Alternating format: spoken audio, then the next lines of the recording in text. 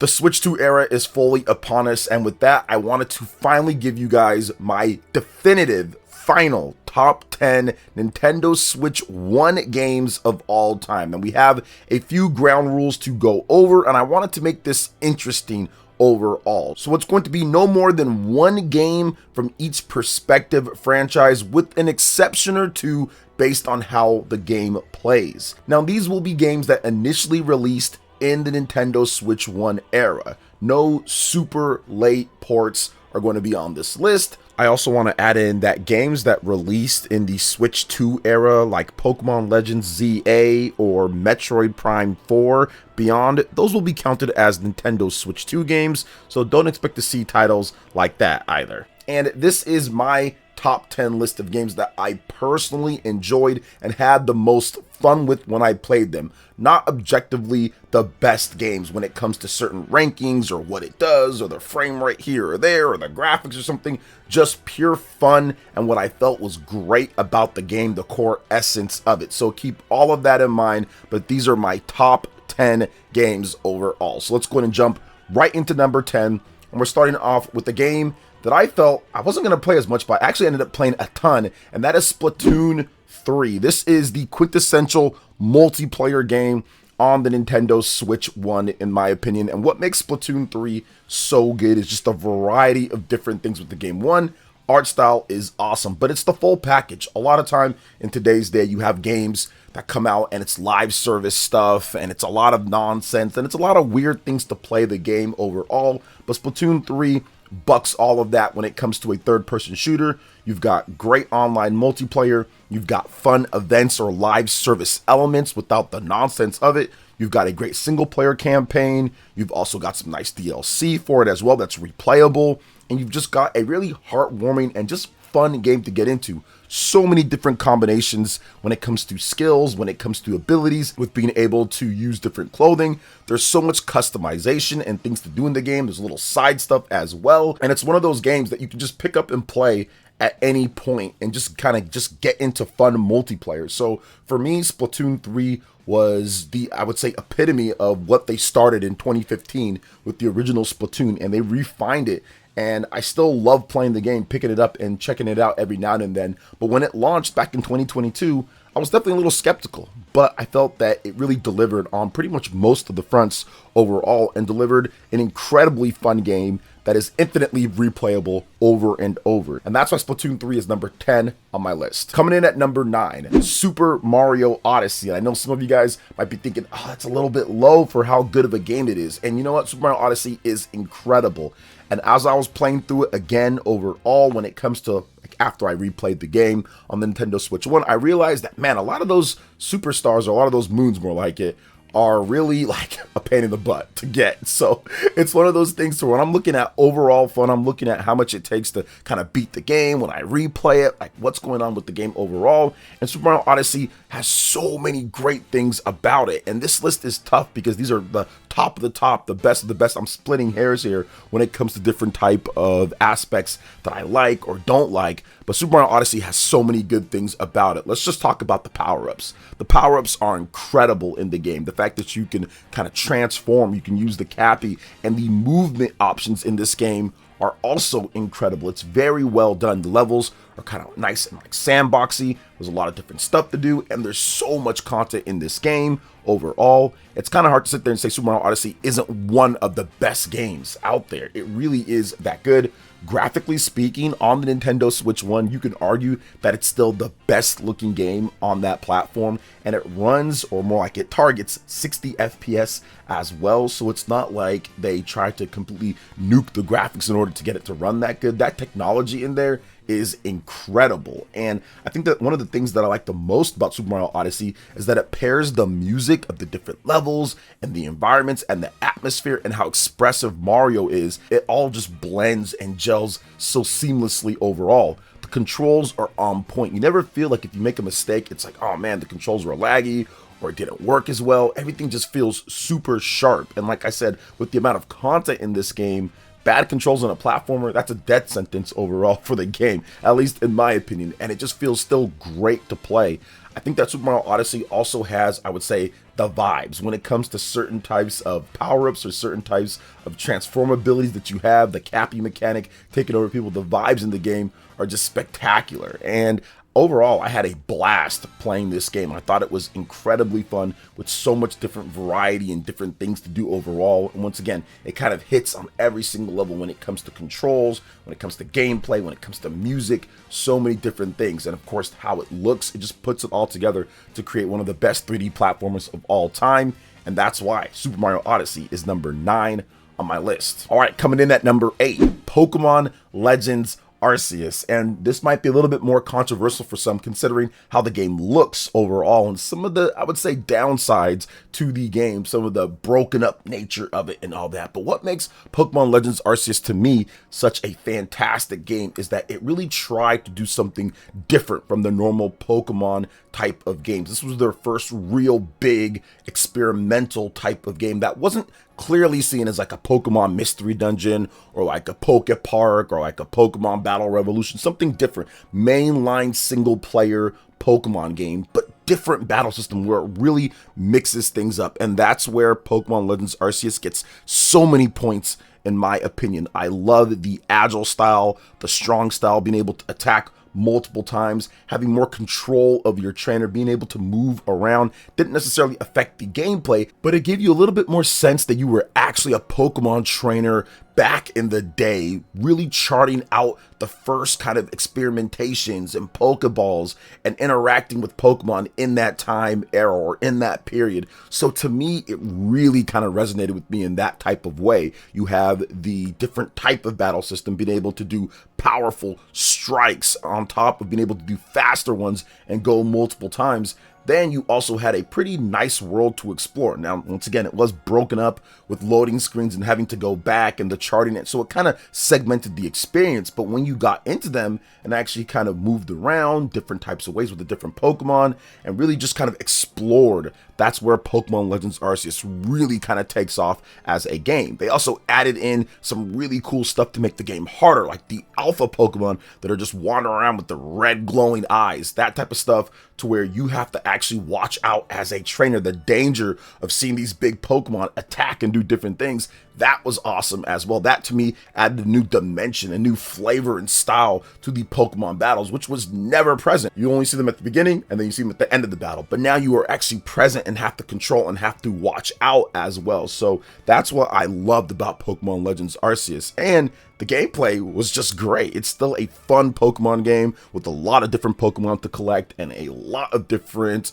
moves and strategy and different things to do in the game. And I spent 70 plus hours collecting and doing side quests and charting my Pokedex and all sorts of stuff. So it's not perfect, and no game really is outside of Chrono Trigger on the Super Nintendo, but it's one of those games that was still a ton of fun overall. And that's why it makes it number 8 on my list. Coming in at number 7, Super Mario Bros. Wonder. And yes, I know, one game per franchise, but I said there is an exception or two, and that's it right here. Super Mario Bros. Wonder. It's a 2D Mario game, not 3D. Those are very different styles with a lot of similarities here and there in terms of aesthetics and some stuff, enemies, but different styles in terms of how they play. And I had to think about this one a lot, but I really love Super Mario Bros. Wonder. It's instantly, in my opinion at least, a classic 2D platformer. Yes, some might say it's a little bit too easy with the core levels, but there's the 5-star levels if you kind of do everything,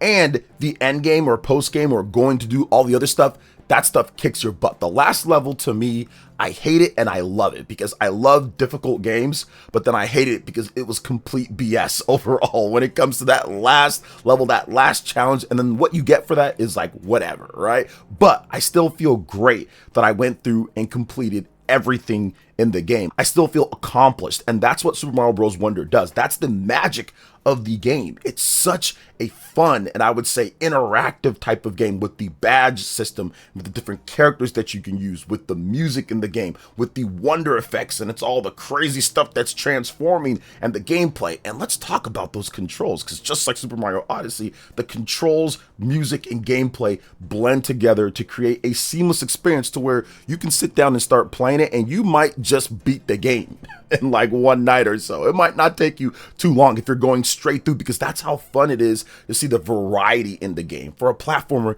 you can't have a lot of just stuff that just looks the same over and over, or you're gonna get bored. But Super Mario Bros. Wonder changes things up so much with all the different wonder effects and adds so much different variety with the power-ups and different characters and different levels and different themes. It just feels like you're playing magic. Overall, it feels like you're playing like a Wonderland adventure, and it was marvelous. When I played through the game, I just really enjoyed everything about it overall, even the stupid ending when it comes to the last challenge stages. But I'm still happy that I did them, and to me, that's what makes Super Mario Bros. Wonder one of the best when it comes to everything that it blends together to just create a great game, a great playing game overall, and a much needed upgrade, a much needed style change over the new Super Mario Bros. Series, which the music in that series can be kind of meh. The art style definitely feeling a bit dated when it comes to certain things, and considering how much they used it. So the fact that they changed it up, Mario's more expressive, it looks more vibrant, it looks like a really great interpretation, new age of what 2D Mario can be. To me, it brought back that same joy and experience decades ago when I played the American version of Super Mario Bros. 2, when I played Super Mario Bros. 3, Super Mario World 2, Yoshi's Island, that type of crazy unique style and sauce to games. And that's what Wonder did, but in a whole new age decades later. So to me, that's what put it over the top and made it to number 7 on my list. But before we get into number 6, if you're enjoying this type of content, please make sure you hit that like button, subscribe if you are someone new, and click that notification bell to get my videos as soon as they drop. And make sure to let me know what your top 10 games of all time are on the Nintendo Switch 1 in the comment section below. All right, let's go ahead and jump into number 6 on here, and that is Metroid Dread. And this one, I initially was thinking maybe it's a bit lower for me, but it's not. Metroid Dread is absolutely freaking incredible. This game checks every single box, and unlike some different companies, we're not going to drop the studio here. Shout outs to Mercury Steam, shout outs to Nintendo Sakamoto on this one. They brought back 2D Metroid, and they did it such in a great, tasteful, and awesome way. This game had been around for so long, it had been rumored for forever. On the DS, it was too weak. The DS was too weak to handle this game. They had to wait till the right time, right opportunity, and right way to get it done. The Nintendo Switch, a hybrid platform carrying over the best of portable and home console, and they fused it into an incredible experience, Metroid Dread. The dread of these Emmys, these bots that are chasing you around in some areas that can be incredibly annoying, especially when they get you and you can't do the parry correctly. But man, it is fun when you get it. It is great when you get your different abilities. It is fun to blast enemies. The attention to detail on Samus, the awesomeness of Samus when she fights the monsters, the cutscenes, the ending, the gameplay, the power-ups. This game has it all. And I would say, just like many of the other games that we talked about and games we'll discuss here in just a bit, the controls perfectly meld everything, taking the counters from what they did in Metroid Samus Returns, adding that in, taking the fluid controls and the, I would say, sleekness HD system, and putting it all together in a game just created, in my opinion, the best 2D Metroid game of all time. My favorite, actually, overall Metroid game of all time. We'll see about Metroid Prime 4 coming out, but my favorite Metroid game of all time. I just loved what they did with so many different things in this game, and like I stated, man, this ending is absolutely the best. If you have not caught up on the story of Samus, the story of Metroid, please watch a retrospective and then play Metroid Dread if you haven't done it, and I'm telling you, this will become one of your favorite franchises. It's that good, especially 2D Metroid games. Now, Metroid Prime, that's also incredible too, but man, I love the old school 2D style of games, and Metroid Dread is just that good overall. It is a phenomenal game. How they set up the story in that game, when you look at the different gameplay elements, when you look at the bosses in the game, the music is the only thing that I can kind of point to and say, maybe it's not the best in the series, or it's not one of the best out there, but it's still okay. It fits the tone and style. But man, the layout of the level as well, the different types of abilities you get to traverse through those, it's just a game that you can play. You can infinitely replay and get better and better. They added content to it afterwards in terms of modes for free as well. So Metroid Dread, one of the greatest of all time. To me, the best Metroid game of all time. And it makes it number 6 on my all-time top 10 Nintendo Switch 1 games. All right, let's get into number 5 here. The top 5, we are here. Astral Chain, and I was thinking, man, this game might be higher. I know I've had it higher in some of my lists, but like I said, this is my finale. This is the final. Astral Chain, make it number 5, is actually pretty impressive considering the rest of the games that we have here. And what makes Astral Chain so good? Well, let's just start off with the style, because the style, it's dripping, it's oozing, you can see it. It's called the sauce. Boys and girls, ladies and gentlemen, this is what makes the games, to me, incredibly cool, and I would say timeless. 10 years, 20 years from now, you can still pick this game up and say, man, that looks cool. It's not going to look dated because it's got impeccable style when it comes down to it. Fashionable overall. And what does that style do for the game? Well, it pairs it with how cool the animations, how great they are, and the combat in there. So you get a vibe that feels like a cyberpunky type of style, along with Ghost in the Shell type of anime.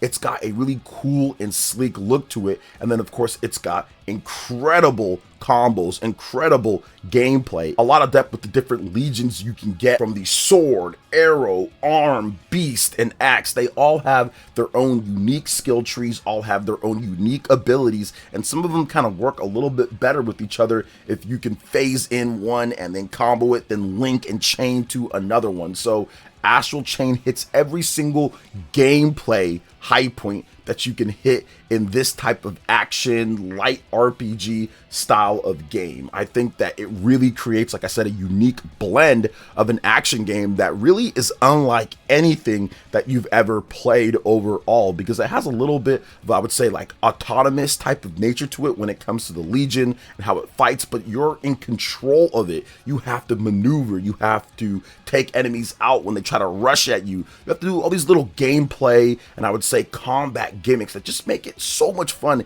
and different from any other title that I've played out there. So you combine that as well with, I would say, interesting controls, difficult to kind of master, but once you pick up those controls and you can move around with your character plus the Legion as well, it just creates, like I said, a very unique blend that's hard to deny isn't one of the best that I've ever played. And I think that if you look at Astral Chain as well, with the music, you combine that, then the boss battles, which it has some of the best boss battles and some of the most interesting mechanics to those battles.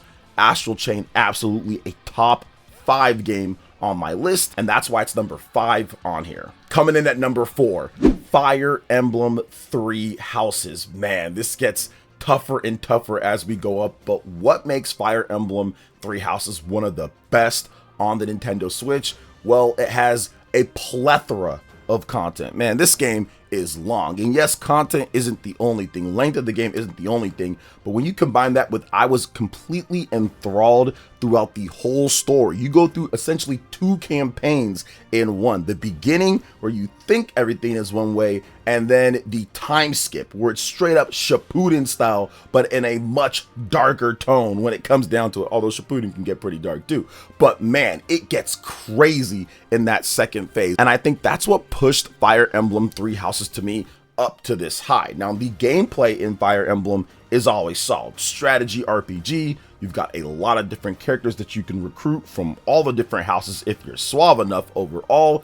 You've got a lot of different classes. There's tons of customization in terms of how you raise your characters, what you do, side stuff as well, the monastery. I mean, all of that is great, but I think that pairing that story in terms of certain things that happen with the gameplay and how you interact with the characters, because there's a lot of simulation elements as well, that's what creates one of the most epic climaxes at the end of the game based on what path you want to take and how you feel about that. Sometimes there's no right or wrong answer. It's somebody's will and it's their way and it's how they feel things should be. And there's kind of gray areas in between. You pair all of that with just an exquisite type of game. And I would say some of the best in class when it comes to JRPG music. This music is heart pumping. It is sad. It is exciting. It is curious. There's so many different things about this soundtrack that I could say, and a lot of different tracks as well overall. Crazy how it didn't win Soundtrack of the Year at the Game Awards, of course, but it's actually really good and it pairs things up so well. And of course, Fire Emblem Three Houses is great because we got Fire Emblem Fortune's Weave coming out as well. But when it comes to the Nintendo Switch one, right here, Fire Emblem Three Houses, one of the best strategy RPGs of all time. I absolutely love the different gimmicks with Byleth and the main character and what they can do in the Sword of the Creator and different things, and the magic in the game is also great. So when you combine all of those great elements, it makes an incredible strategy RPG that I had to have at number 4 on my list. All right, guys, top 3 here. Are you getting nervous? I'm not. We got to talk about this. Xenoblade Chronicles 3 in at number 3 plus Future Redeemed. Now, this was probably the most difficult, or not the most, but one of the more difficult things in my list was to pick one from a franchise and filled with just like a lot of the same stuff. So this was difficult, but to me, the more that I thought about it, I was like, you know what offers the most complete experience of a JRPG with the best side content in a JRPG, with the best performance, and with one of the most awesome, incredible conclusions that I have ever seen, probably the best that I've ever seen in a game.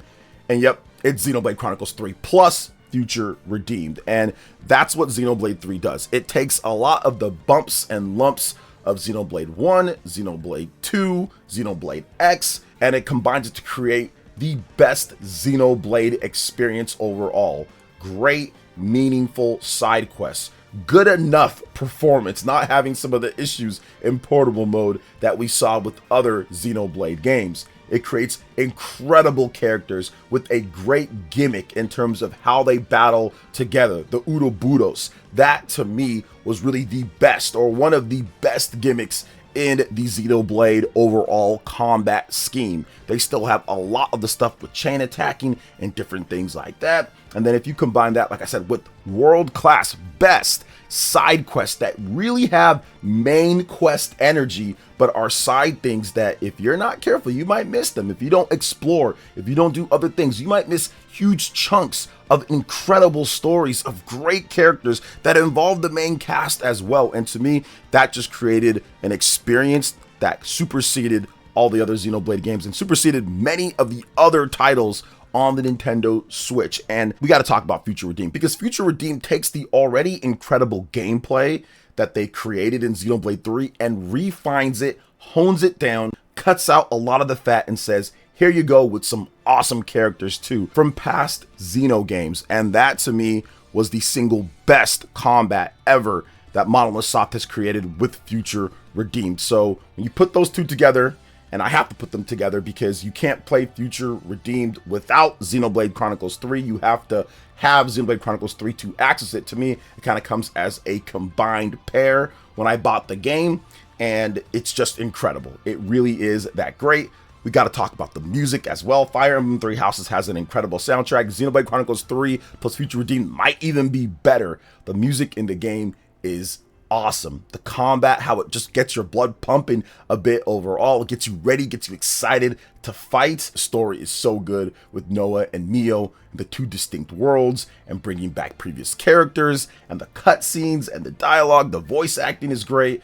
Man, there is so many great things with Xenoblade Chronicles 3 plus Future Redeemed. It is a phenomenal experience from start to finish, and it flows overall. A few quality of life things could have been better in the base package, but Future Redeemed fixes a lot of that by cutting things down. And overall, I still look back at that experience as I spent 250 hours plus between the games and said, this is an all-time great. So that's why Xenoblade Chronicles 3 plus Future Redeemed makes it the number 3 on my list. Coming in at number 2, Super Smash Bros. Ultimate. And this is the ultimate version of Super Smash Bros. So many characters, so many features, so many modes, so many different things to do. Super Smash Bros. Ultimate had me playing so much that my hand started hurting. I got the craziest hand cramp that I've ever gotten in my life using my GameCube controller playing Super Smash Bros. Ultimate, and I put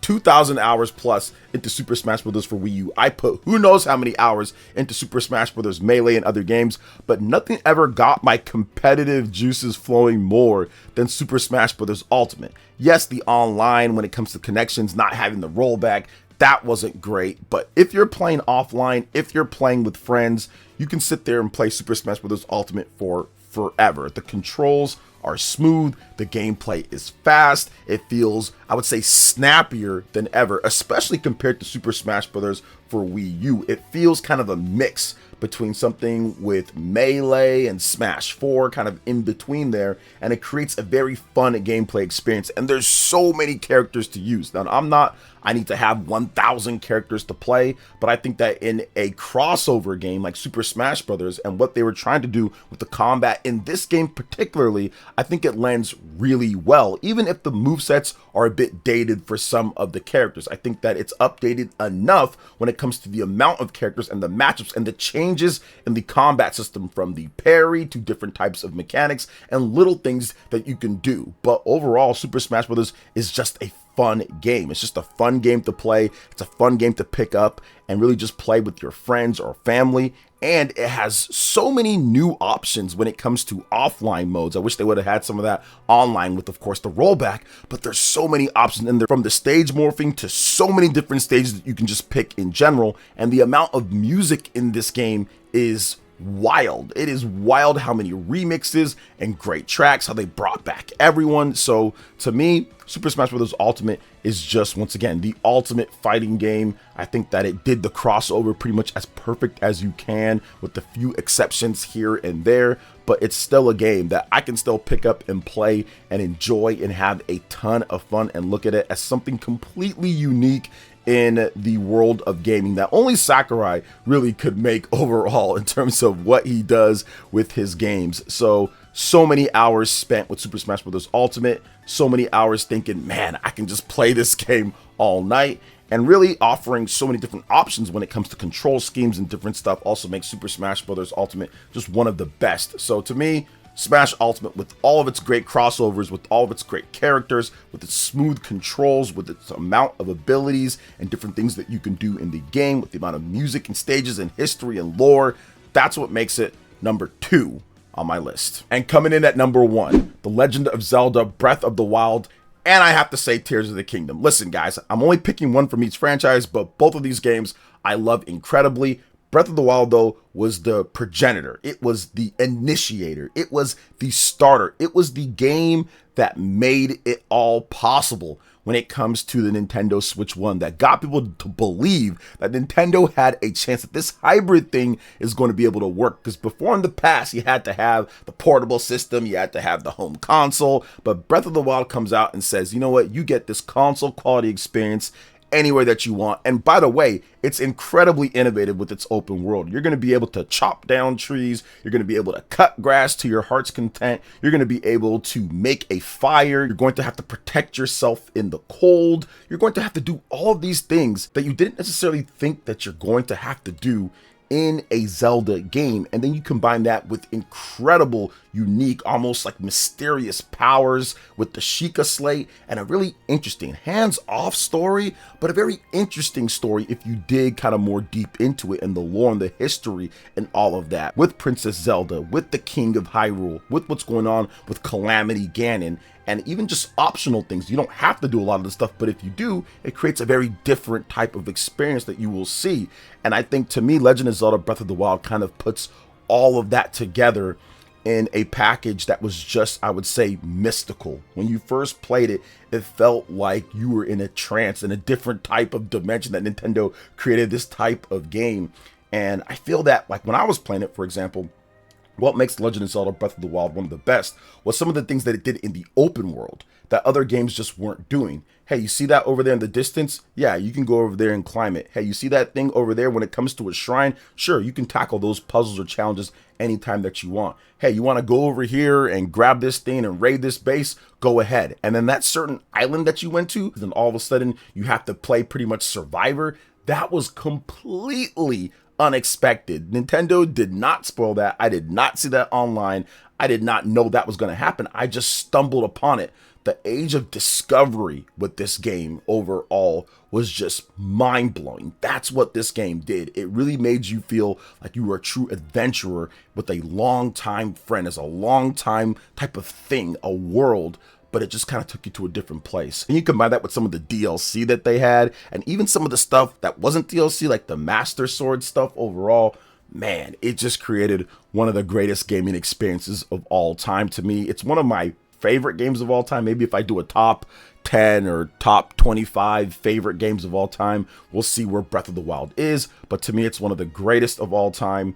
And I think that the music, while subtle, it's still really good in the game. You have your horse, you have all the different things that make Legend of Zelda, but it was an evolution of the franchise that I don't think anybody saw coming when it comes to when we first laid our eyes on that trailer. I mean, we knew it was going to be great, but I don't think anybody knew it was going to be as great as it was with the Sheikah Slate powers and all of that. So there's so many aspects of this game. I can literally talk about it for an hour plus, but for right now, I think I've said enough on how great The Legend of Zelda Breath of the Wild is, and that's why it makes it number 1 on my list of all-time top Nintendo Switch 1 games. This is the finale. That is all time. That is it, guys. So what do you guys think about my top 10, and what are your top 10 games of all time when it comes to the Nintendo Switch 1? Let me know in the comment section below. That wraps it up for this video here. Thank you so much for watching. I do appreciate it. Please make sure you hit that like button, subscribe if you're someone new, click that notification bell, and check out my other Nintendo Switch 2 RPG content and more right here on screen. Thanks for watching, and we'll catch you guys for the next one. Peace.